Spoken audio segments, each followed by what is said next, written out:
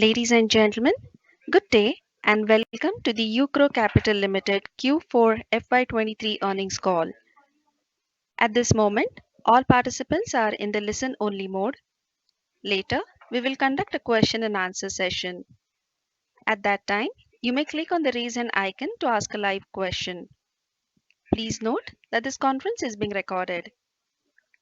I now hand the conference over to Mr. Avinash Singh from Emkay Global Financial Services. Thank you and over to you, sir.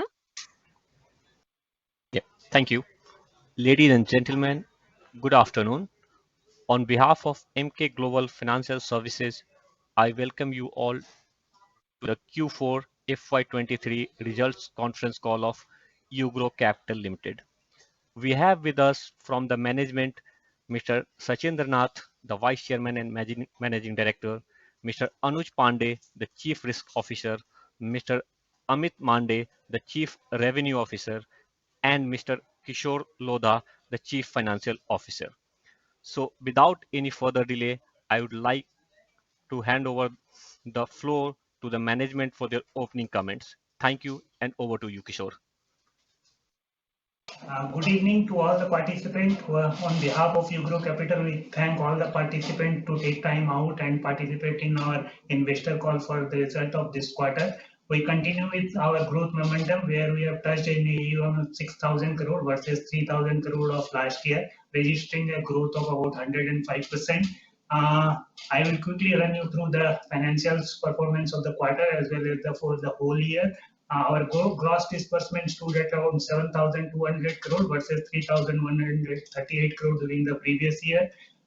We are emerged as one of the fastest growing and one of the largest lending as a service provider in co-lending space in MSME field, where our book total portion of our book balance sheet is about 40% and on book portfolio is about 60%. Our total income increased by about 119% to 683 crore versus 312 crore of the previous year.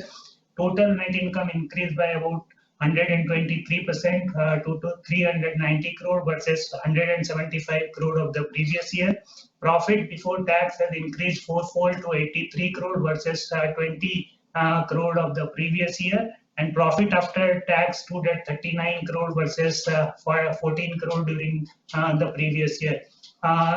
This year we have taken a one-time hit of 20.6 crore as a write-off on deferred tax asset. If we adjust that, then our profit after tax would have been 60 crore versus 14 crore of the previous year. The company has delivered a ROTA of 1.1% during the year. If we adjust it with the deferred tax adjustment, then it would have been 1.7% vis-a-vis 0.6% of the previous year. As a result, this company has delivered ROE of 4.1% and on an adjustment basis, it is about 6.2%. This was 1.5% during the previous year. So we have increased fourfold increase in ROE as well. Quarter on quarter profitability is steadily increased. Last quarter our PBT was about 22 crore. This time it is about 33 crore. So we have seen another good quarter in terms of profitability. Our cost to income ratio is steadily going down. Last year we had cost to income ratio about 72%. This year full year basis, so we have come down to 62%, and on the quarterly basis this quarter it is roughly around 59%, and as a guidance we will continue to have this path, and next year we will go down to about 47% as cost to income ratio. Our overall debt stood at about 3,149 crore as on 31st March 2023, and leverage is about 3.2 times. Our capital adequacy was about 20% for the year ended 31st March 2023. This does not include the capital raise which we have done in the month of April and May. As all of you must be aware that in the month of April we have launched a QIP and a preference issue where we have raised 340 crore. 240 crore has been done through the preferential issue route, where Denmark government sovereign IFU participated and invested 242 crore, and QIP was completed during the month of April, where 100 crore was raised through domestic institutions, where some of the large insurance companies participated as primary participant of the issue.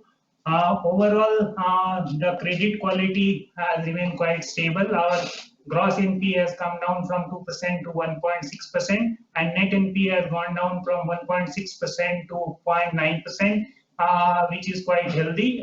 Overall, PCR has gone up from 26% to 48% during the year. Overall, borrowing cost has remained more or less stable for us. During the quarter, the borrowing cost has gone up by about 7 basis points from 10.5 to 10.57%. And for the whole year basis, where the overall rate has increased by 225 basis point for the market, our overall borrowing cost has gone up from 10.3% to 10.57%, registering over 27 basis point hike on overall borrowing cost. With this, I hand it over to our Vice Chairman and Managing Director, Mr. Sachindranath, to take you through our journey so far and our plans ahead. Over to you, Mr. Nath. Thank you, Kishore.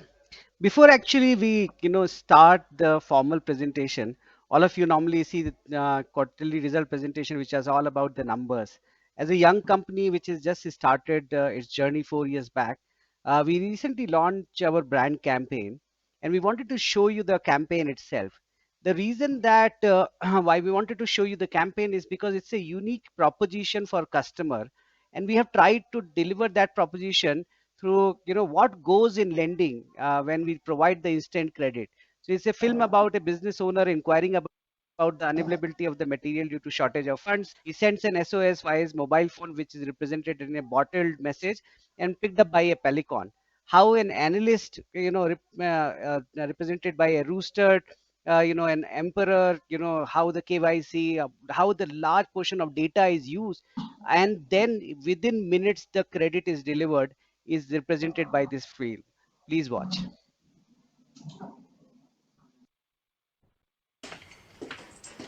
अरे अभी तक material आया नहीं। अरे sir पैसे नहीं है, material कैसे आएगा? अच्छा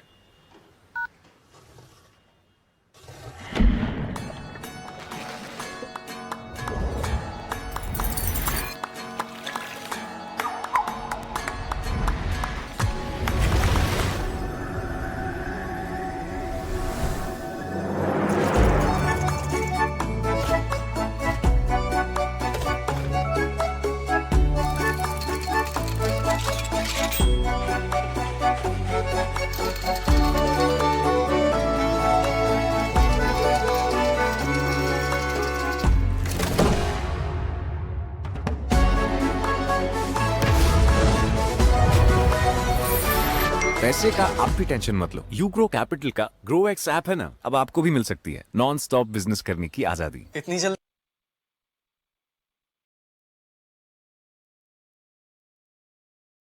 Thanks. Moving on, MSME in India have traditionally been a credit-starved business segment. While MSMEs employ 110 million people and account for nearly 30% of the country's GDP, however, they are generally, suffer difficult time because of the late payment, dispute, which suffocate their cash flow. And the lending institutions have largely been reliant upon collateral to provide loan to MSME.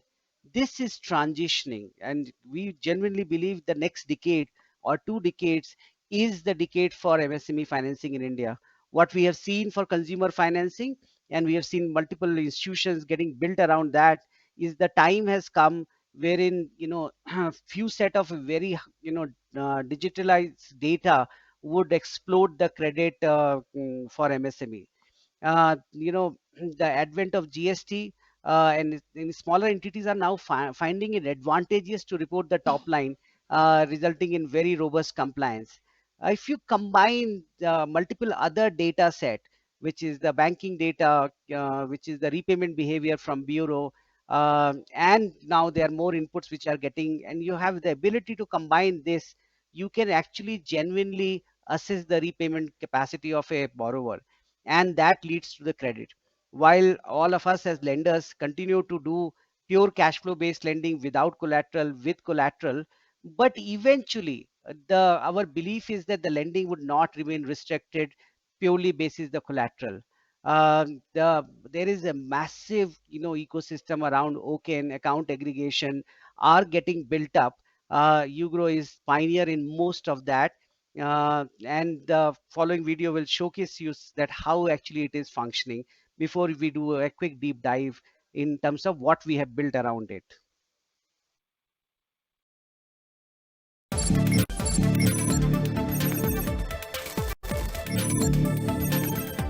UGRO Capital, empowering MSME ecosystem.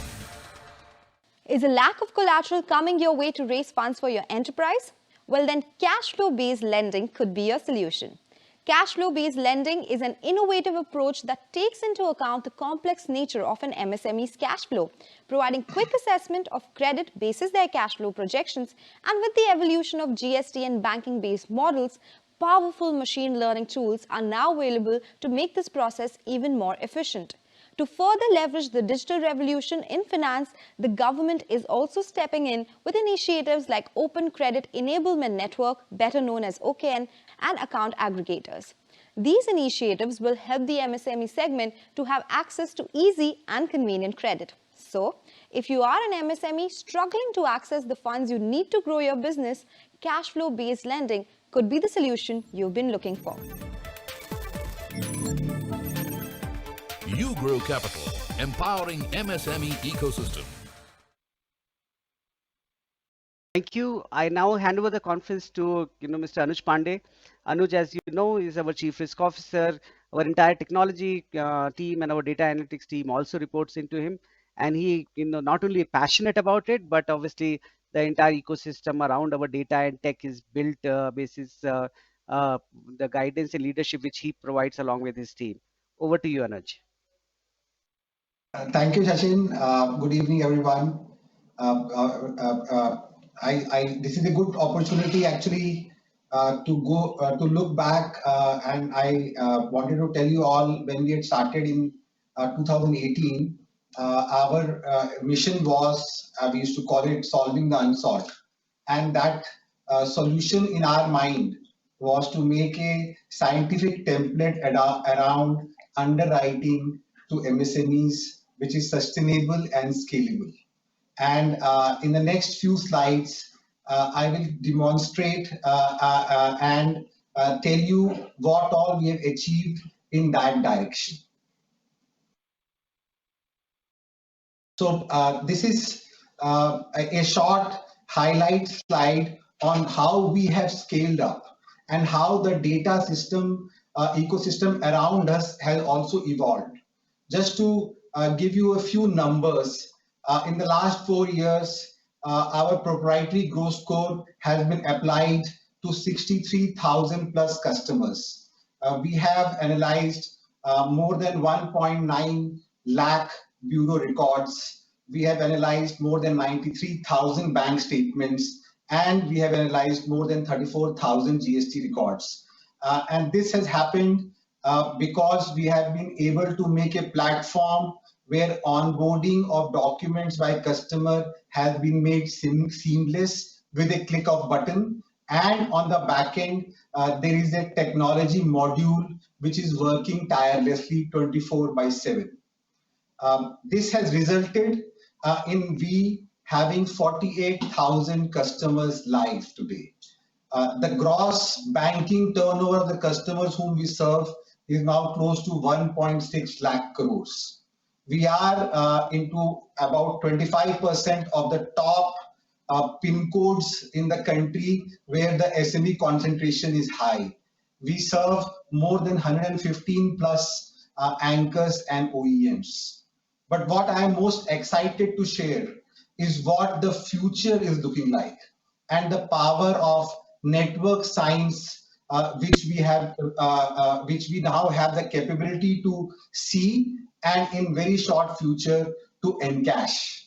Just to illustrate you, today in our network of customers, we have demographic records of more than 25 lakh counterparties. We cover more than 10% of India's registered companies, and this is what happens when there's a tipping point. We are reaching a tipping point where because of the GST linkages in the ecosystem, we will be able to identify and solve customers' working capital needs across the trade corridor. Today, in our network, we cover more than 95% of India's top 500 companies, and 19% of all GST registered companies are in one way or other part of the GST ecosystem of the companies which we serve directly. We are all set. Our data science team is working on cutting edge solutions, and we are very confident that our stated goal of serving at least 1% of MSME's lending market will be solved in near future. We will do now is to give you a glimpse of our latest version of GRO Score, which we internally call GRO Score 3.0, and what it is capable of through a short video. India has 7 crore MSMEs who encounter barriers to accessing easy credit due to lack of formal documentation and collateral. However, cash flow-based lending has emerged as a revolutionary solution to address this challenge. To capitalize on this, UGRO Capital has developed GRO Score 3.0, an enhanced version of their proprietary scoring model GRO Score 2.0, by utilizing data from GST in conjunction with credit bureau and banking information. Imagine there's a small manufacturing company that makes custom furniture. Recently, they received an order for custom-made furniture, but to fulfill the order, they need immediate working capital to pay for raw material, new hirings, and other operating expenses. For that, they applied for instant credit with UGRO Capital and shared their GST data to support their application. Now, UGRO Capital will analyze the GST data provided by the furniture company to extract critical information such as sales momentum, purchase behavior, margins, scale of business, counterparty relationships, product mix, and filing discipline to calculate the GRO score and predict the likelihood of the company repaying the loan. Based on the GRO score, UGRO Capital will make a data-driven lending decision and offer access to the credit to the company at a reasonable rate. This is crucial for businesses that can't obtain loans without collateral or face high interest rate problems. By leveraging GST data alongside traditional credit banking information, UGRO Capital provides a streamlined lending process and quick access to credit when small businesses need it most. UGRO Capital, empowering MSME.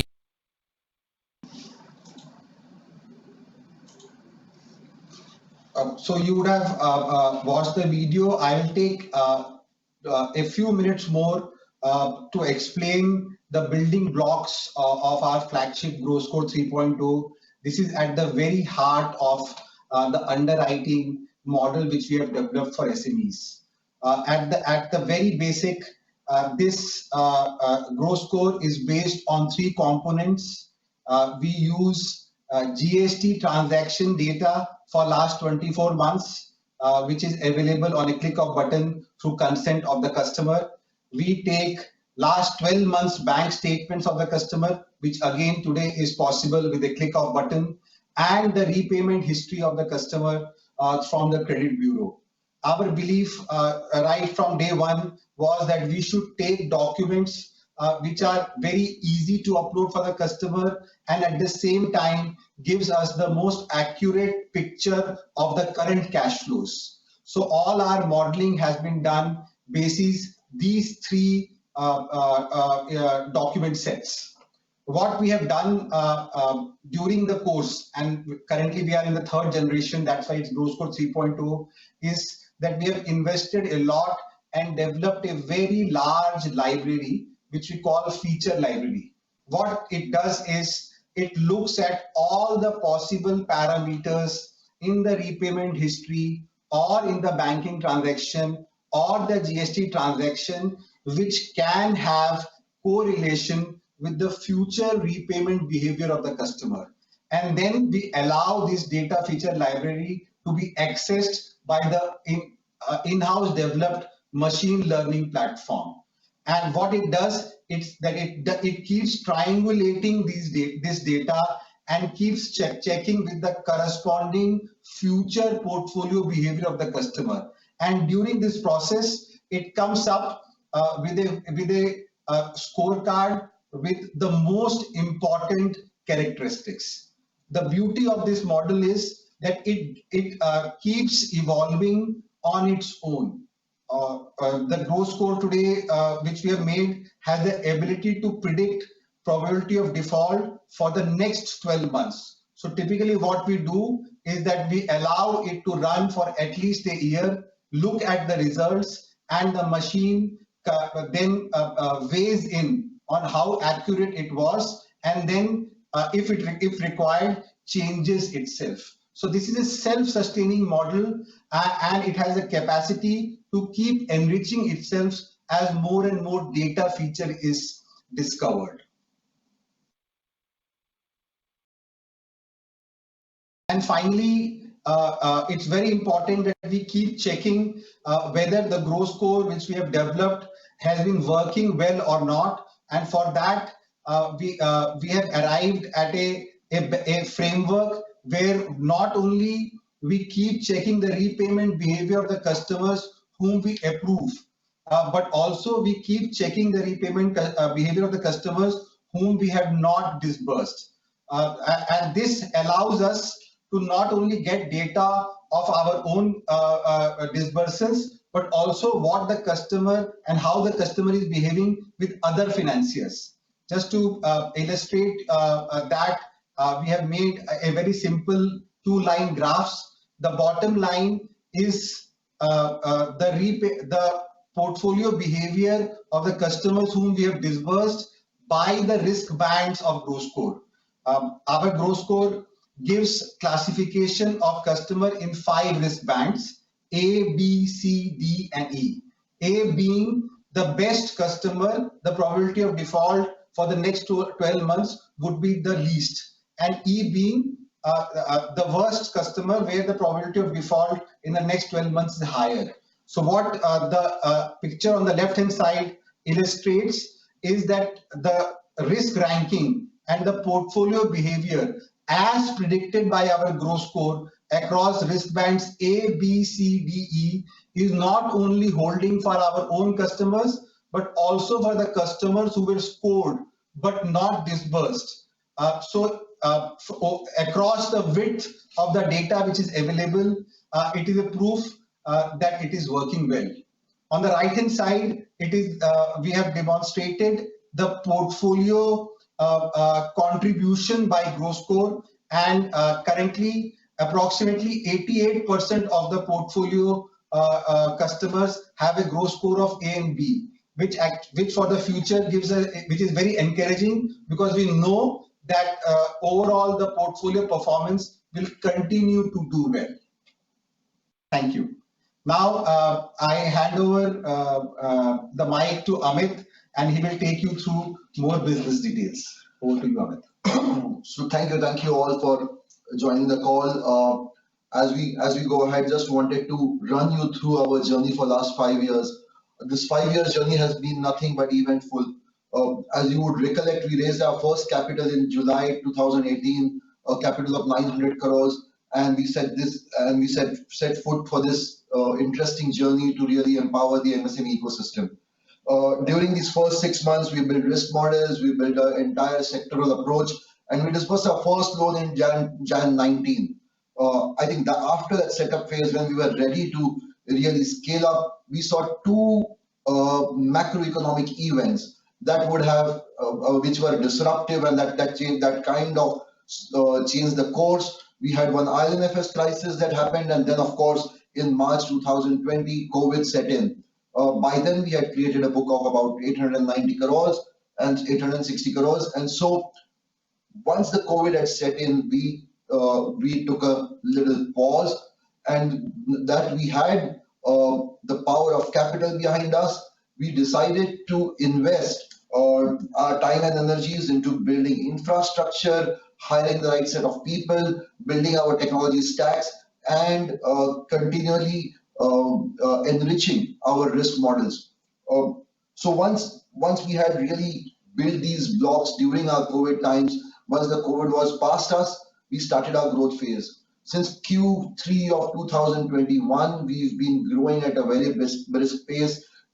All our asset engines and our investments in infra and technology have been reaping benefits. People who've been following us would see that our AUMs have seen steady growth since then. We touched 6,000 crore of AUM this March.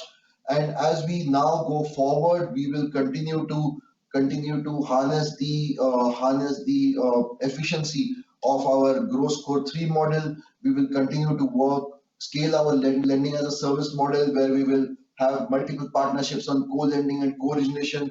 And more importantly, now that we have launched our direct-to-customer model, we will start acquiring large number of customers, which will only enrich our ecosystem that Anu spoke about through network sciences, and ensure that we become a data powerhouse for the MSMEs.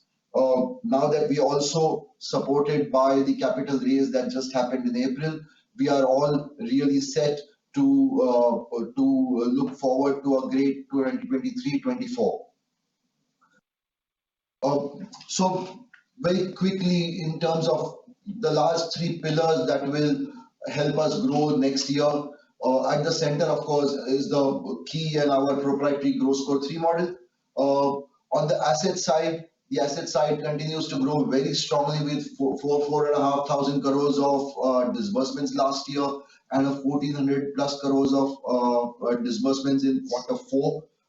Somewhere the exit run rates in March are between 550 to 600 crores, and they will continue to slowly inch up. So that gives a sense of where we will reach by end of next year, somewhere in the 5-digit AUM range. We will continue to build our, in fact, we will continue to now sweat our infrastructure and our digital platforms, and ensure that the current OPEX delivers far more than what we delivered last year. On the other side, our liability platform is only getting robust by the day. Apart from the 10 co-lending partners and the co-origination partners that support our last model, which is lending as a service model, we have 66 lenders on board now, and our liability is only looking robust by the day. So with these three pillars of a very strong asset engine, a robust risk model, and a liability engine that is ready to power our asset engine growth, I think next year looks extremely promising for all of us in UGRO. Having said this, I'll now open the floor for questions. I will let the moderator instruct the participants on how to take it forward. Thank you very much. We will now begin the question and answer session. To ask a question, please click on the raise hand icon available on the toolbar, or you may click on Q&A icon to raise hand. The operator will announce your name when it is your turn to ask a question. Please accept the prompt on your screen and unmute your microphone while proceeding with your question. To ask a text question, you may click on the text tab available on the top on clicking the Q&A tab and type your question. Ladies and gentlemen, we will wait for a moment while the question queue assembles.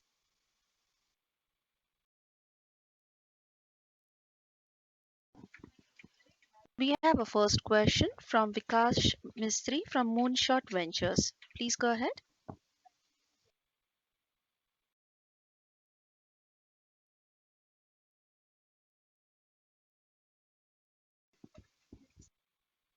Mr. Mistry, please unmute your microphone and ask your question.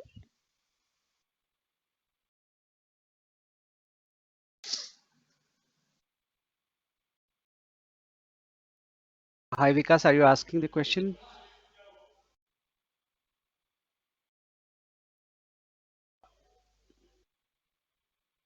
Because if you are unable to unmute or not being able to speak, you can put your question in the chat box and we'll respond there those questions as well. Thank you. We'll take our next question from the line of Rishikesh, and retail investor. Please go ahead. Hello, am I audible? Yes, sir. Yes, you are. Yes. Hi, Mr. Sachin. I mean, congratulations on a great set of numbers yet again. I do have a couple of questions with regards to how the business on the GrowX is going to be like. I mean, do we have control over what the funds are being used when it's app-based lending? Or is it on a particular purpose where we actually end up paying their vendors or their suppliers? So this, this app-based lending which we have launched, it is basically to serve the need of this very small merchant. So think of a scenario of a small retail store which does daily buying in the morning and does the sale for a whole day, and next day morning or 2 days when he has an excess cash, he want to return the money. So he can get the credit limit uploaded into the app. He can use and dispense the money through UPI and other method. So at the time of dispensation of our credit, we will not be able to control where the money is going. But what we can control, that we are only allowing Udyam Aadhaar registered entities to avail the credit, which means that the credit is being given only to a business entity, and it is not a loan to for consumption purposes. It's not a personal loan. Over a period of time, and that is what's, when differentiate between bank and us, we will try to perfect, and we will do very specific need based lending. But at the initial phase wherein we want to get more customer, we want our data to get more mature, we have not defined it for the end purpose, but we have presumption is that 80 to 90% loan given to business entity would be used for business purposes only. Understood. Thanks a lot. I have another question. So, is there any statistics available on how the Grow Extreme platform is currently performing without UGRO being a part of the deal, like deals between NBFCs and banks, where UGRO is just taking a fee? No, sir, we have not opened our platform for that purposes. So we are still not a platform play. Grow Extreme platform is predominantly connects our distribution origination to our bank partner, and some of the banks actually are using third party platform because they don't want to connect to just one lender's platform, and so as other lenders also don't want to connect to one lender platform. So till the time we fully mature, we have not monetized the platform as a platform play. It is currently playing a role of facilitation for UGRO ecosystem. Understood. One final question, if I may. So this is on the equity fundraise that was recently done from the Danish government. So I was trying to understand the background for this. I mean, it is a substantial dilution in terms of them becoming almost the largest shareholders now. Does this mean they would participate in future rounds, like to reduce our cost of capital by way of bonds or foreign currency bonds or NCDs, etc.? Is that envisioned to happen like that? They are not our largest shareholder, sir. Their shareholder is exactly equal to what TPG and ADV Capital have. So they will also be roughly around 16.5% or near about. So as the TPG and the ADV as well. To cover purpose in this round of capital was to ensure that on our cap table we have certain number of shareholders who have longevity of or the duration, because lending as a business is a business of duration, and that's why we found it appropriate to attract a DFIs, because as you know, as a sovereign entities, these entities have the capacity to hold the equity stake for a very very long period of time. Second, one of the source of our financing is impact financing, because we are building a very robust impact financing business, and also we are focusing on renewable and sustainability, and that's why as a third largest European DFI, our recognition within the DFI world would increase with they coming on our capital structure, and we see that during this year almost all large DFIs would be on the lender side. Generally, sir, in the DFI balance, when they take the equity exposure, actually equity exposure is calculated 4 times, to debt exposure, and it actually reduces their capacity of debt to us. So most of, whether it is IFU, DEG, Propaco, IFC, they don't, when they put an equity money, they don't put debt money simultaneously. But what we have also seen, and we have seen this in during the period of COVID very effectively, DFIs generally support their existing what they call client at the time of stress. So all DFIs in the world have special programs for their existing client during COVID period, and they supported all their portfolio companies by debt support at that period of time. And that's why we feel confident that at the point of time when we will need money, investors like IFU would be very, very supportive. All right. Thank you very much. That's perfect from me. Good luck for the coming quarters. Thank you. Ladies and gentlemen, to ask a question, please click on the raise hand icon available on the toolbar, or you may click on Q&A icon to raise hand. We'll take our next question from the line of Nirvana Laha, an individual investor. Please go ahead. Hi, am I audible? Yes, sir. Yes, sir. Yeah. Yeah, thank you so much for taking my question. What about the cost of, how do you see the cost of borrowing trending in FY24? And another question on the cost front, how many branches do you see opening beyond 98 in FY24? You sure, Amit?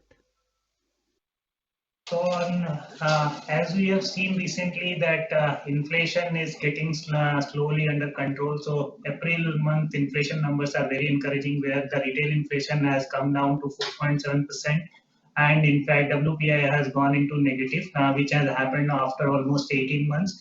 And RBI has also taken a pause in their last meeting. So what we internally believe and general belief in the borrowing market is that we have plateaued as far as in cost of borrowing is concerned. From here on, we may see some amount of some time where the cost will remain similar, which is of course on the higher side, and then we may see a cycle of it lowering down, which is periodic period. So for this year, we don't anticipate significant increase in the cost of borrowing. For our plan purpose, we have taken it as flattish. On number of branches and cost of OpEx, Amit will take. So, on the number of branches, one would have seen that over last year, post Q1, we really did not set up any new branches, and the number has been stagnant. And there was a reason. We set up about 75 branches in Q4 and Q4 of 21, 22, 21, 22, and the early part of 21 to 23. And we wanted to see the proof of concept that these branches can break even between 12 to 15 months. These were essentially the micro enterprise loan branches, the 75 branches that we have in Rajasthan, Gujarat, Karnataka, Tamil Nadu, and Telangana. As we now approach about 12 months, we've seen that most of our branches have actually reached the break-even point. Our average productivity of our branches is higher than our peer set. And so now we are confident that we will be able to now scale up. We will give another quarter or so for this to really mature and understand that all our branches break even. But having said this, in the first 2 quarters, we will open between 20 to 25 micro enterprises branches, and we will take a call in the last quarter on further expansion. Eventually, in next 24 to 30 months, we will have about total 250 branches across the country. Okay, and with that number, you think you're on track to hit the cost to income ratio that you've targeted for FY25, or are you running above budget? No, absolutely. So like I said, we are only talking about 20 incremental micro enterprise branches, which are low cost branches that we will be expanding. So OPEX in that sense is really flat this year. And with the AUM growth happening, we will see our cost to income ratios touch the desired levels of 47% by the year. Okay, and one more follow-up question on the branches. So the prime branches, you say that it's intermediated. So can you explain what that means? Is it 100% DSA or is it through our own employees? So the prime branches have multiple products. It has the standard loan against property and the unsecured loans as one set of product.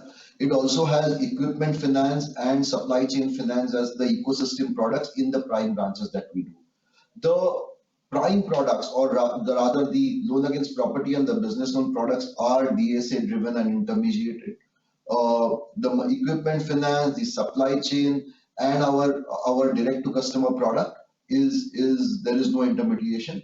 So the prime branches houses both these businesses, and so that in that ratio it does have the intermediate business. Okay, so at an overall disbursement level, can you tell us what percentage is sourced through DSAs and what percentage is sourced through our own employees? 56% at this point of time on the overall disbursement is intermediated. The rest is direct. But I must add, I think so. I mean, intermediated doesn't mean that we don't have distribution cost or sales front end. Actually, large portion of our sales forces and what we call, the upper end of the sales force set, relative per person cost being higher, are actually in prime branches, because there is a twin level of servicing which is required, because we compete with the intermediaries because they are open architecture intermediaries to get through the door, and then we have to ultimately serve the customer to get through, get them accept our offer and take the loan. So actually, the only the hunting part is not done by us, but post origination by the intermediary to get through the client to our system is all done by our sales forces. Okay, got it. And final question from my side. Last quarter, I think you had confirmed that the tax hits from the lapsed DTAs are over.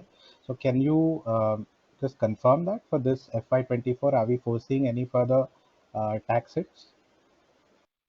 No, sir. Actually, the carry forward deferred tax, which is still there in the balance sheet, is about 10 crores, out of which 6.9 crore is coming for lapse in the coming year. Profit has to absorb it for the year 23-24. So that part, that portion is about 6.9 crore. Okay, all right. Thank you so much. Thank you. Ladies and gentlemen, in order to ensure that the management is able to address queries from all participants, kindly restrict your question to one at a time. You may join back the queue for follow-up questions. We have our next question from the line of Darshil Pandya from Fininterest Capital. Please go ahead. Hello, sir. Good evening. Good Congratulations evening. on the good set of numbers. Sir, I have a few of the follow-up questions from the previous call. So last time you said that you are always open for evaluating any other sector to add up in the for the loans. So have you evaluated any of the new sectors to be added up? Anuj? Yeah, hi. So we keep evaluating sectors, but at this point of time, so we have 9 sectors, 8 sectors which we started with, and 9th we added during the course of the journey. And also, as a policy of about 20% of the total portfolio, we have deliberately kept it open for all other sectors, so that whenever we choose to open, we have some kind of data to make rules. But at this point in time, with the state of macroeconomy and the way the sectors are coming, we are not thinking of opening up anything new. Within the light engineering sector and electrical equipments, there have been very interesting sub-sectors which have opened up, especially on the green energy and solar.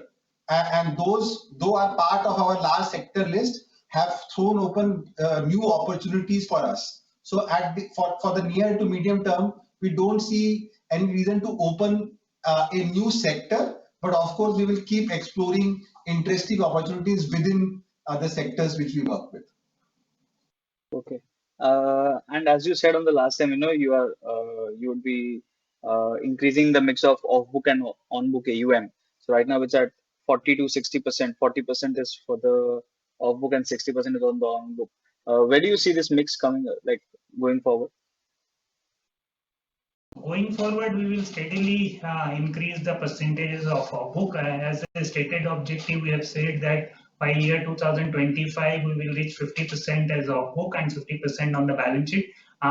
So we are slightly ahead of time in terms of achieving our book numbers. So this year we have achieved slightly more than what we have envisaged on book side. Next year we will reach closer to 47% on off book and 53% will remain on balance sheet, but the ultimate goal is to reach 50-50. Okay, one final question, sir. Mr. Pandya, One I of the request you to presentations. come back in the queue, sir. Okay, thank you. Thank you. You're on mute, We sir. have our next question from the line of GMO PG India Private Limited. Kindly announce your name and go ahead with your question, please.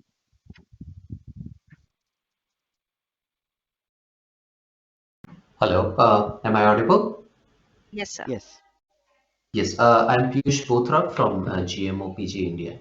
So, congratulations on the tremendous growth in the AUM. So, my question is on the next, for this year, AUM. So, last year you almost doubled the AUM, and this year as well, it is pretty aggressive on the AUM side. So, for the on balance AUM, How much will be funded by equity and how much do you plan to fund it by debt, if you can share?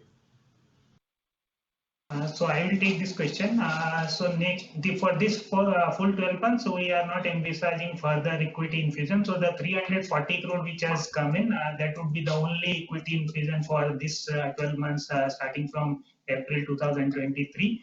And balance of the entire balance sheet growth would come from debt. So this year we have planned for raising about 2,500 crore of fresh liability for the whole year. So do you feel any stress on the capital adequacy with no equity in? So we ended the year with a capital adequacy of 20%, 20.23%, and then over and above in April and May we have raised 340 crores. So if I take that back into 31st March, roughly we are around 30% of capital adequacy, which will be sufficient to cater all the needs for this entire year, and we don't see capital adequacy going below the current level for the full year with this equity raise. Okay. So 20%. Below 20% or below 30%? Yeah, 20%. Okay. Thank you. Thank you. We have our next question from the line of Agastya Dave from GRO Capital. Please go ahead. Hello, am I audible? Yes. Thank you. Thank you for the opportunity. Sir, I had one question on your machine learning model. Can you tell us something about, first of all, the rejection rates? So, how many people approach you, and out of that, how many people do not get a loan from you because you say no? So, irrespective of the 5 buckets, irrespective of where they stand in the 5 buckets, how many people do you deny loans to? So on an average, this varies by product, but on an average for full portfolio, for every 100 customers who apply, we give loans to 30. Okay, so 70% rejection rates. Yes. Great. A related question: how many false positives do you see where probably like the error rate in your model, where you predict that default won't happen but it happens, and the other way around, where you think that default would happen and it doesn't happen? So all the true positives, false positives, false negatives, and true negatives. Do you have that data with you? So this is it is about probabilities.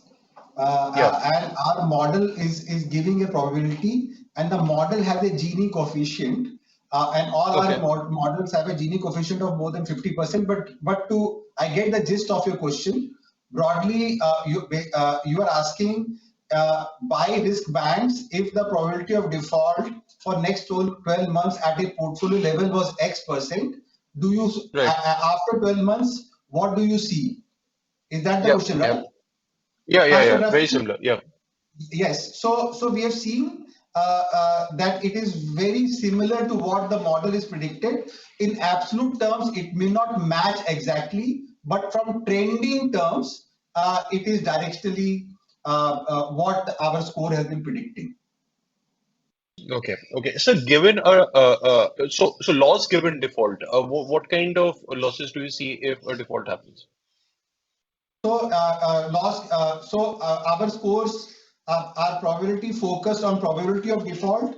Loss given default is a function of collateral and our litigation ability.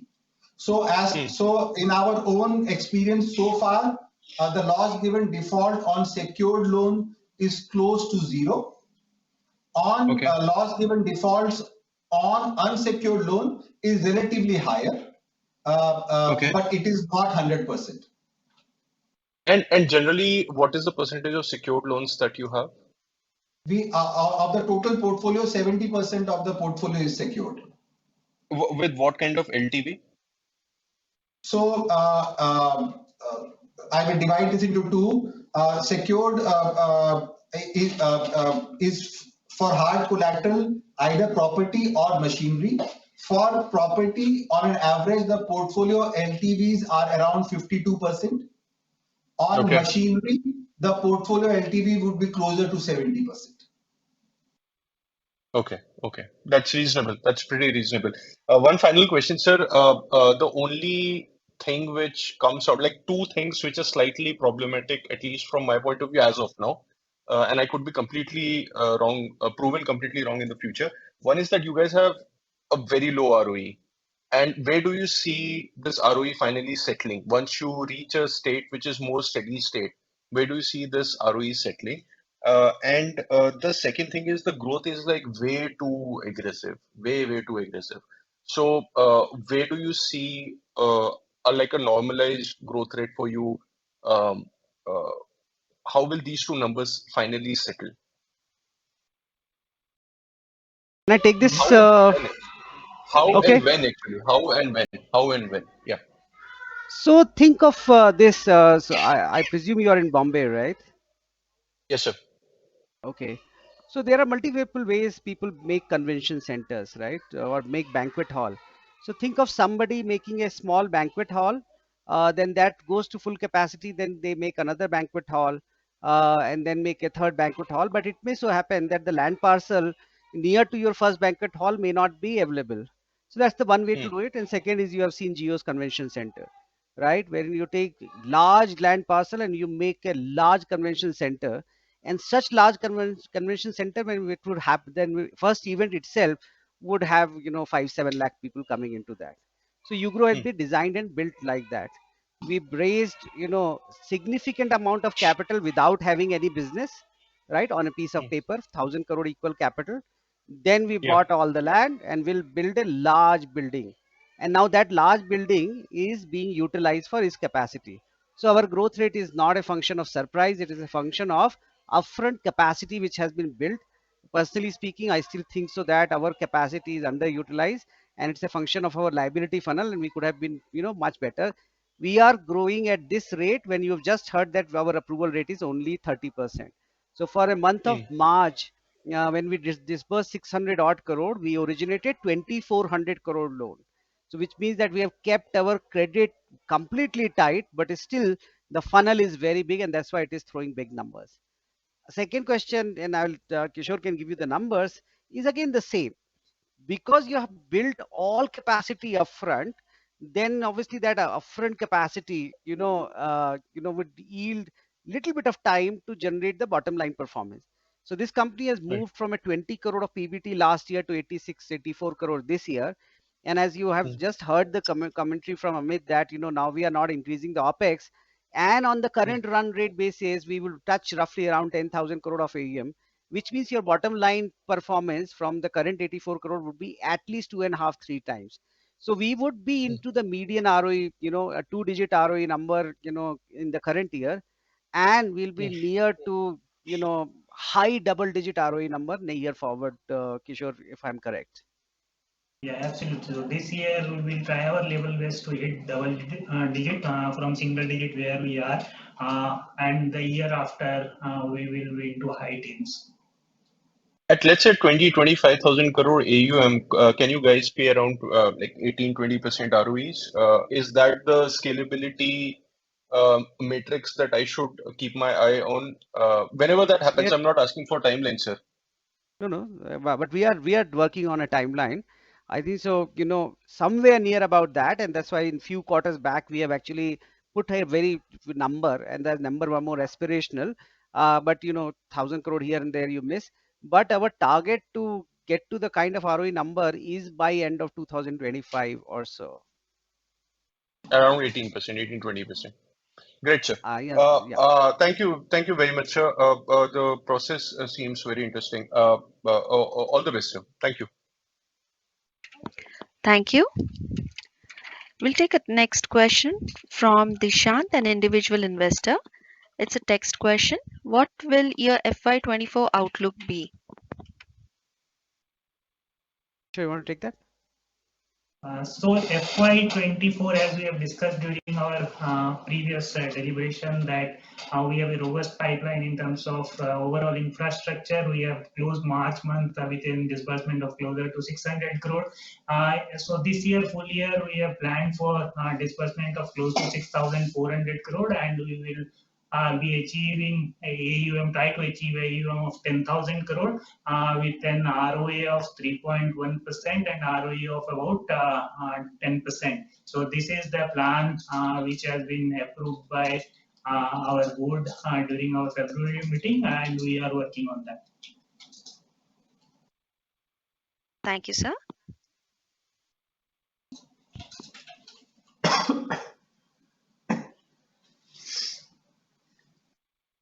We'll take our next question from the line of Falguni Mahajap from Science Capital Private Limited.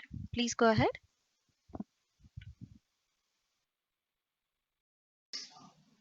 Falguni Mahajap, Hello. please yes, please go ahead. Can you guide me on your net interest margins over the year and for the quarter as well? And what is your target for FY24? So this year on the balance sheet basis, it is roughly around 12.8%, and if we take the AUM, it is roughly around 9%, 8.9% for the year. So that trend will continue with some variation based on the product mix and other factors. So this is where we are, and the range is likely to be in that range. Okay, thank you. Thank you. We have one text question from Neeraj Jain from NJ Investments. The question is, after DBZ Cyprus sold its shares, what comes as an unpleasant surprise is another major shareholder, Chhattisgarh Investments Limited, which was recently allocated shares as part of the recent QIP, also sold a big chunk of shares. Is the management aware of the reason why CIL sold so soon after QIP? I think so. The price has gone up too quickly.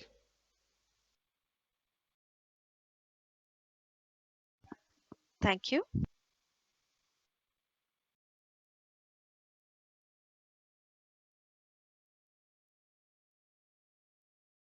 One moment, sir.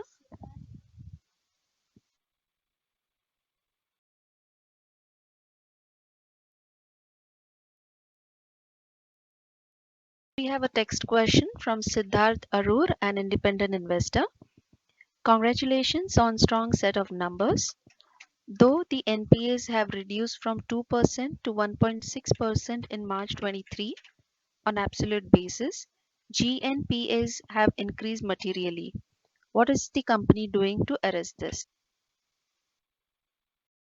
Okay, I'll take that. So I am not very sure what the question meant because on absolute terms, as AUM goes up, NPAs will go up. That is the business model we have. But to overall, from modeling perspective, on for each of our business vertical, we have a budget or NPA budget, and that is how the growth score models have been worked out. So as a general philosophy for an unsecured business at a yields of 19%, we are okay to go up to 3.5% NPAs lifetime.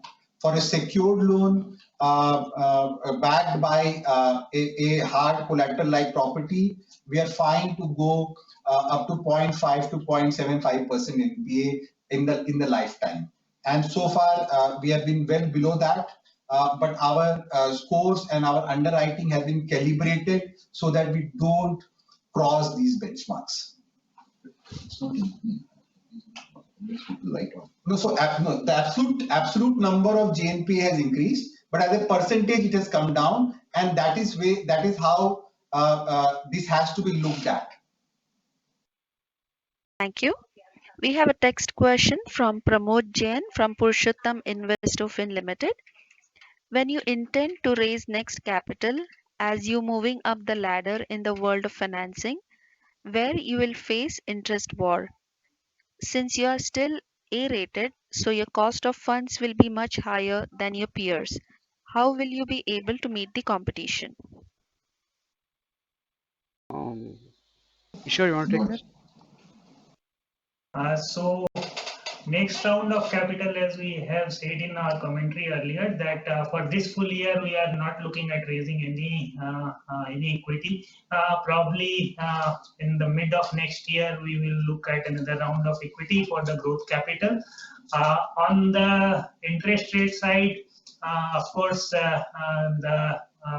there can be views by anyone, but as an institution, what we believe and what we are working upon is that we have proven ourselves to the markets, to our lenders, with our transparency, our governance, and our underwriting model, robustness of our underwriting model, and it will pay a dividend at some point of time. And I personally believe that the time has arrived where people would give some premium of all the effort, that hard work that has gone into this company for last 4 years, the robust underwriting model that it has created, the governance model the company has been demonstrating over the entire journey of 5 years, and our transparency in disclosures and data to all sets of investors, whether it is equity investors, all our lenders, where we will get some advantage. So this is my personal belief. There is no science around it. That as a team, we believe that our cost of fund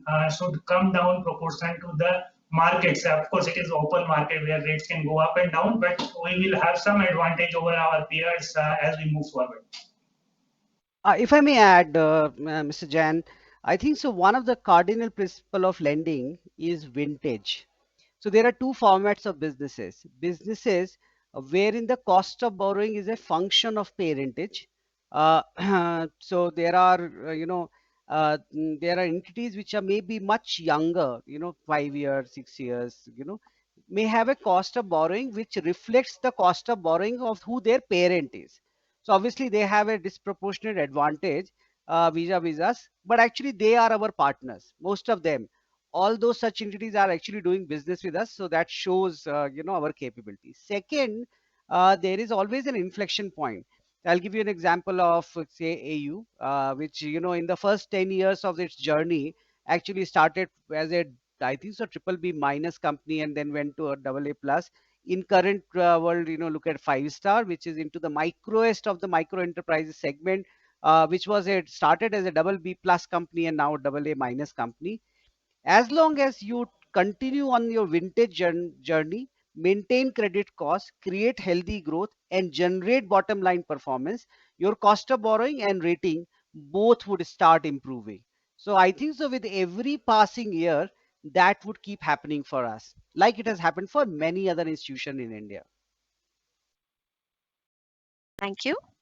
We have a text question from Krishna Kumar Srinivasan from Lion Hill Capital. Can you give us a sense of incremental, one moment please. Can you give us a sense of incremental credit risk assessment done by your co-lenders? I can take that. So look, the way the co-lending for regulations have been formulated and where it get differentiated between a direct assignment or a portfolio sale, banks as under the RBI circular of co-lending, which is November 2020, are mandated to do customer level underwriting. So there are two things which banks have to do. One, they have to pre-agree the policy framework under which the loan would be given. So now actually all the banks, look at our policy and with some variation actually adopt our policy. This is the biggest change which has come because of our vintage of portfolio, our portfolio performance. More or less, they are aligning themselves to our policy. Then once we disburse a customer, when the file moves either through technology or through digital formats, then they are obligated to check every parameter of the policy and whether the loan is as per policy or not. So to that extent, it is a work which banks have to do, and this is where banking system is getting more comfortable because they are taking actual customer level risk and not the entity level risk. So that is the way it is happening right now. Kishore, if you want to add, or Anuj, Amit, you want to add something in this? No, this more or less covers that. Thank you. We have a live question from the line of Sanjay Kumar Elangovan from iThought PMS. Please go ahead. Hi, thanks for the opportunity. First question, so if I look at prime unsecured, 1,900 crores AUM and GNPA of 2.9%, which is roughly 55 crores. So if I look at this absolute GNPA against 1 year ago AUM of 1,000 crores prime unsecured, it is 5.5%. And even if I take 6 months ago AUM of 1,200 crores, roughly 4.5% GNPA, the lagged GNPA. So comments on this, do you think, at least in your view, is it deterioration in asset quality? One, two, the covenants in our borrowing, are they for overall AUM or is it product specific? So I'll take that. Out of the total 55 crore GNP in unsecured book, little less than 30 crore has come out from the restructured book during COVID. Sourcing post COVID, post we implemented GRO Score 2.0 is actually very, very healthy, and we have hardly seen anything. To your question of how do we foresee this, we will see some bit of recovery because some of those restructured stress portfolio also are now coming back alive. But on the new portfolio source, and we have been tracking this on vintage curves very, very closely, we don't foresee the gross NPS for lifetime to go above 3 to 3.5%.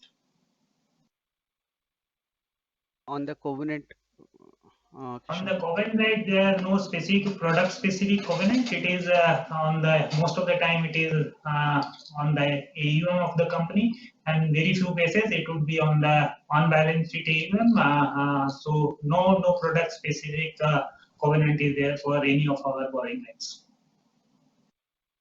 Okay, sir. Thank you. Second, on provision coverage, so we are at 49%. So how comfortable are you again looking at the overall PCR kind of miscues? Because can you provide the product-wise PCR, especially for the unsecured loans? So to answer the first question first, now we are hitting kind of our desired numbers on provision coverage. We are actually quite comfortable. Internally, we had benchmarked it to be between 45 to 50. It is actually a function of the portfolio mix in stage 3, the kind of products and the kind of estimates from the ground of how our litigation and collection action is taking fruit. On a broad level, for unsecured, the provision coverage is closer to 65 to 70%. On secured, it would be closer to between 20 to 30%. Okay, and yeah, it's okay. We'll take one more. Go ahead. Just a product specific question. So GNPA is also higher in supply chain financing, although the yields are very similar to your prime secured kind of yields. So why is this divergence, sir? And why are the yields so high in micro enterprise loans? So I'll answer the first question, second question first. On the micro segment, we do secured loans up to 25 lakh for micro enterprises on an average yield of about 21%. And we do unsecured loans up to 5 lakh, specifically for micro enterprises at around 24%. So that's the way market is. The way we have defined this is on measuring the quality of cash flow, the quality of collateral, and the quality of repayment behavior. So for micro customer, all these three are not standard and less than prime, and that is how the risk-based pricing has been arrived at. On the supply chain? On the supply chain, yes, you are right. The NPAs are higher, but if you would have seen our journey, this is on account of two large anchors going bust during just before COVID, and this NPA number used to be around a little higher than 4%. We have been successfully able to recover part of that stressed assets. And in next 2 to 3 quarters, it is expected that we will recover more. For everything sourced after that, we have hardly seen any forward flows. And last part of your question, which you asked, that yields look similar to some of our other secured product. Actually, we are graduating from from a vendor-based financing to purchase-based financing, which means that we are now financing the distribution chains of anchors. So anchor to distributor, distributor to retailer. That's why you will see an uptick in the yields curve. Second, sir, we look price and duration both. So one of the great advantage of supply chain portfolio is its duration, because it's a short tenor duration, because we have to ensure that we have all liquidity profile of assets in our balance sheet. Because we get all liquid, on the liability side also we get all kind of duration of loans. So just having only long duration loans are not sustainable if you're not a bank. So that's why we mix product by LGD calculation, by collateral. We mix product by duration, and we also look at what gives us the broad market access. So some of our products, supply chain machinery finance, GrowX, actually are product which are bringing the funnel of large customer bases, wherein in future massive cross sell would happen. So every supply chain financing or a dealer or a retailer is a customer where in 12 months to 18 months time, I would be able to cross sell a machine, I'll be able to cross sell a rooftop solar, I will be able to cross sell a secured loan, so on and so forth. So I think so that is the philosophy why we are doing certain businesses. Thanks for the clarification, because that was my last question or request. You could add the average tenure along with the ticket size and ROI. We will It will do that. explain the. It was All right. supposed to be done this time. We have missed it. We'll do it, sir. Perfect. Thank you. That's it from my side. Thank you. We have a next question from Saptarshri Chatterjee from Centrum PMS. Please go ahead.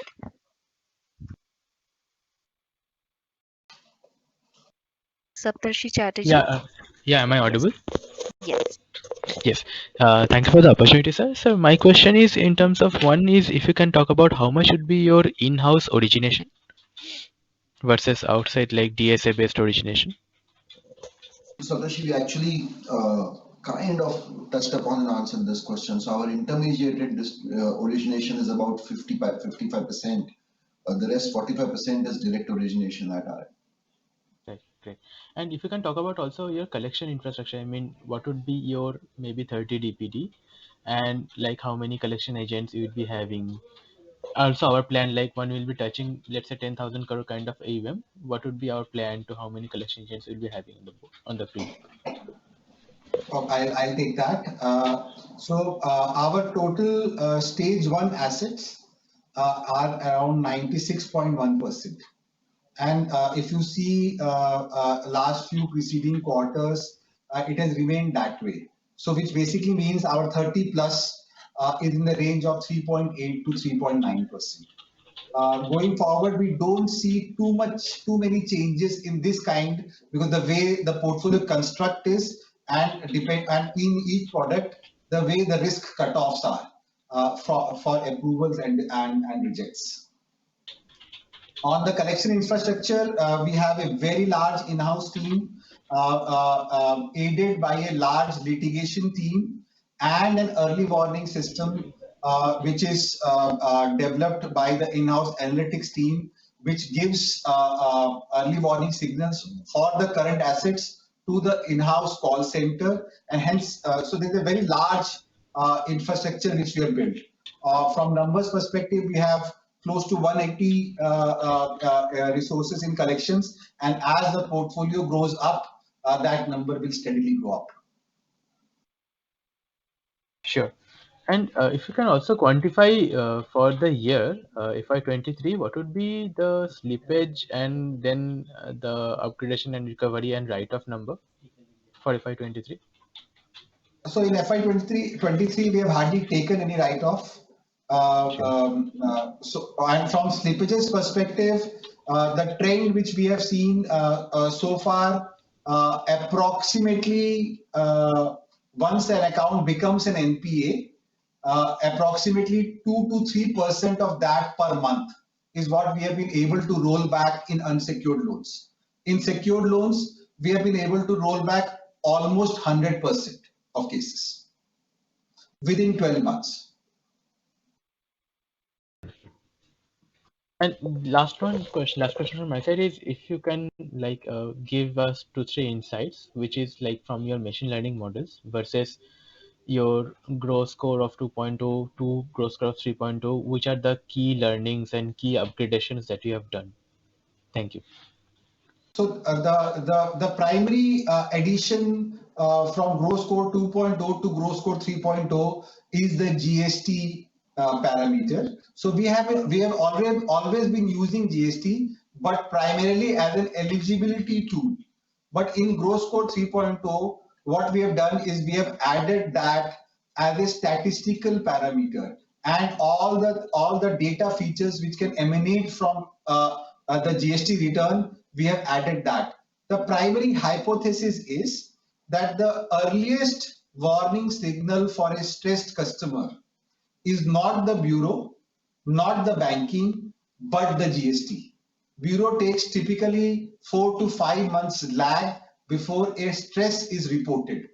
Banking early warning is little better, but still one doesn't know till the check bounces. But in GST, the moment the sales starts going down, that is the first and your primary early warning signal.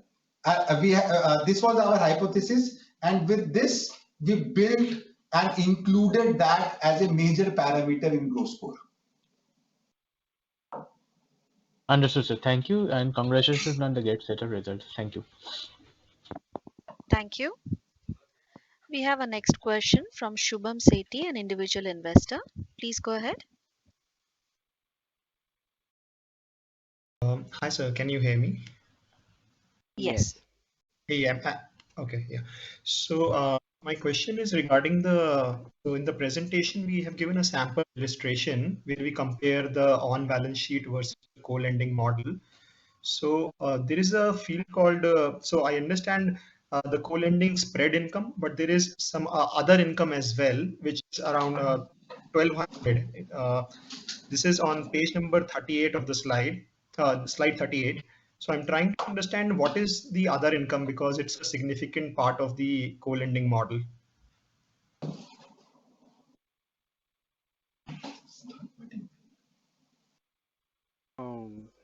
Just hold on, we are just opening the slide. Hold on. Sure.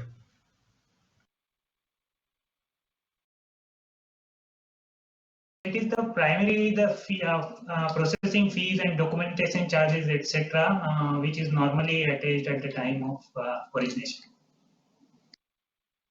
Okay, so it's a one-time thing that happens when the loan is originated. Am I correct? Or it's not like for the entire duration of the loan, No, unlike the spread? No, this is one time. Okay, understood. Another question I had was basically most of the banks that we have co-lending with are, I'm not talking about the NBFC, I'm talking about the big banks, are mostly the government banks, state banks, right? So like any plans to add private banks also, like any or like any big banks, because that will give us like even more confidence. And why you would say that? I mean, like of the like it's more like, forgive my like naivety, but like if you see like most of the scams and all, right, there's a perception that they happen in like government banks, and so that is why, like, I mean there is, I mean I may not be 100% correct, but So, sir, may I it's more of a may I perception. remind you that in India, the banks which have undergone and have got busted were only private sector banks. Global Trust Bank, Yes Bank, and multiple cooperative banks, and all, so that always happens to the private sector banks. So that's point number one. Number two, you're also making the same assumption and the presumption that private sector banks are superior when it comes to their understanding of the credit. But you should also remember all of the people who are seeing over here and the rest of the 1800 people who work for UGRO also have come from the same set of the bank. So in terms of the intellectual caliber, in terms of the years which we have spent, is no less than those banks. Number three, why actually the first port of call for us is public sector bank? Because in India, the custodial of the money is public sector bank, because all general public have more trust and faith in the public sector banking system so that the liquidity always flow to them. But that does not necessarily mean that they have the same comparable infrastructure on the asset side. So that's why they are more hungry on the asset side than the private sector banks. And third, last, in last 5-7 years, majority of the private sector banks have grown on basis of wholesale credit, and that's why this at this this half decade or next 4-5 years, they are very focused on retail growth of their own, and that's why there is less motivation for them to add indirect sources of origination like co-lending. But since all of you are keep asking this question, over a period of this quarter and next quarter, there'll be at least 2-3 private sector banks which we would add. We have more number of private sector banks coming to us, but we are exhausted our asset side capacity to take on more co-lending partners. I'm actually tired Understood, of sir. this question Thank you. being asked multiple times. That's why I'm giving you this answer. No. I mean, I truly understand, but it's more of a perception thing and not more. Of course. I mean, it gives more confidence to investors. That's all. Yes, sir. I understand. Thank you, sir. Thank you. We have a text question from Sujay Kamath. There are two questions. Clearly, you have developed some very strong tech. How much of a MOAT do you think this is? How do you compare yourselves with some of the tech-driven NBFC like Bajaj Finance, Paytm? And the second question is, how much of your customer base has an overlap with the Reliance Group, which is on the verge of entering Fin? I would take that, and Anuj and Amit, you can add on to that. Number one, I think so. Bajaj democratized the consumer credit in India starting from 2008 till 2023. In 2008, it was roughly around 7,500 crore. It is at 2,50,000 or 2,75,000 crore. So an exponential growth of 45% CAGR continuously for almost 15 years. That has happened because of three things: Bajaj brand, cost of capital, and third, their early adoption of data. But that data was consumer related data, bureau, existing loan data which they had, and consumer behavior, and that automated credit for consumer related loans. I think so. Our moat is that what Bajaj was able to do in 2008, 9, 10, 11, post global financial crisis, and what we have been able to create post COVID crisis is exactly same. So our moat is that when it comes to the MSME financing in India, we have a 5 year of head start in understanding the data and underwriting credit on the basis of data, and which any other player into the market have to catch up with us. So, so that's one. Second, you took two names on the tech-driven NBFC. Only one of them is NBFC. Others is the only pure originator. So I won't comment on that. We have a text question from Chetan Bharat from Vishnu Bharat and Company. Has the RBI started discouraging co-lending? If yes, how does it affect UGRO? RBI is encouraging co-lending, sir. So I think so. One one media report of an Hindu business line, which has not been verified by anyone from RBI, does not mean that RBI has discouraging co-lending. Co-lending is, if you look at from policy perspective, government's ease 4.0 has a stated objective of increasing the credit dissemination for priority sector through co-lending. It has a very well defined philosophy why both policy, which is the government, and the regulator want to increase the penetration of co-lending.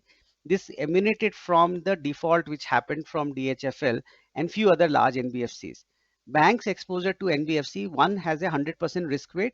Second, banks ability to control the enterprise level risk is very limited.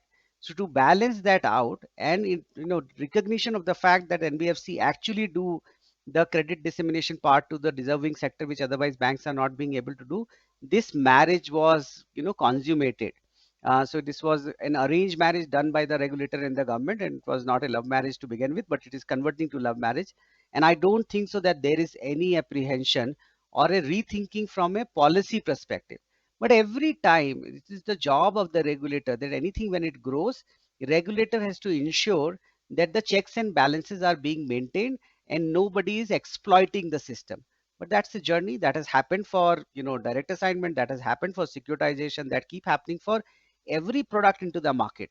But I would continue to believe that we have just seen tip of the iceberg. My presumption in next 2-3 years, at the current base of the newspaper report which has quoted some number, you will see at least tenfold jumps from there. We have a text question from Pramod Jain from Parshottam Investofin. You just said that CIL may have exited because of quick price jump of mere 10%, which is negligible for a long-term investor. It appears from the trade that this apparently is a negotiated deal. Since the company knows CIL as they are your old investors, is it in your knowledge who is the new investor? Yeah, so this is true. Actually, CIL has been invested in our first series of capital raise. They also came in this round as well.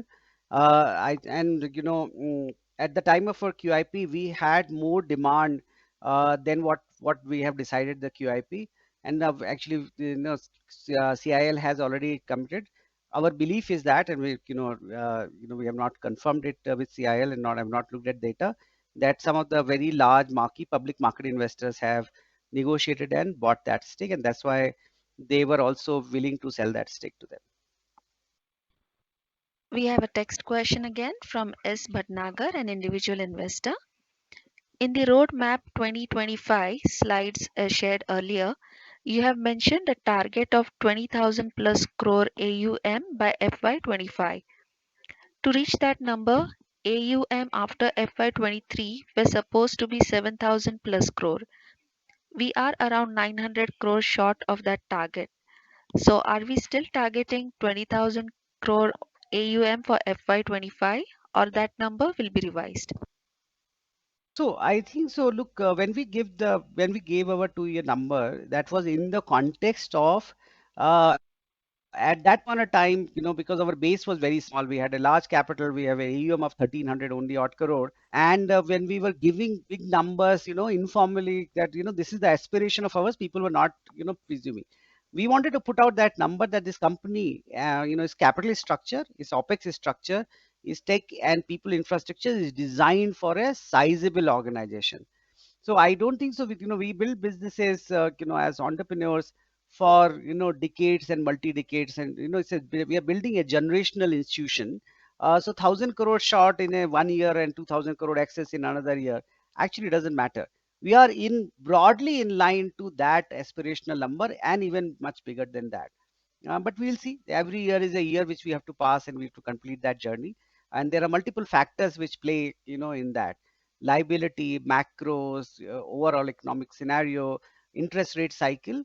But all things remaining stable, we will be very near to that number. Thank you, sir. Ladies and gentlemen, that was the last question for today. I now hand the conference over to management for closing comments. Is it? I'm doing it okay. So thank you very much. This, I think it was a very well spent 1.5 hour. We saw a very big participation on our investor call. Our endeavor is, we are little different than most of the other lending institution and especially the NBFC you see. We are still very, very early. We are very humble. We have an aspiration to build an institution, and this management team is working tirelessly to do that. They are one of the large shareholder in terms of the ESOP, 8% of the company's ownership in their hand, and we want to deliver an institution to India, and that's why we take an extra effort every now and then to keep explaining our business in detail and what is the difference. And we are very thankful for all of you to listen to our all of this what we put up beyond what the numbers are. Thank you very much, and we'll see you in end of the first quarter again. Thank you, sir. On behalf of UGRO Capital Limited, that concludes this conference. Thank you for joining us, and you may now disconnect your lines.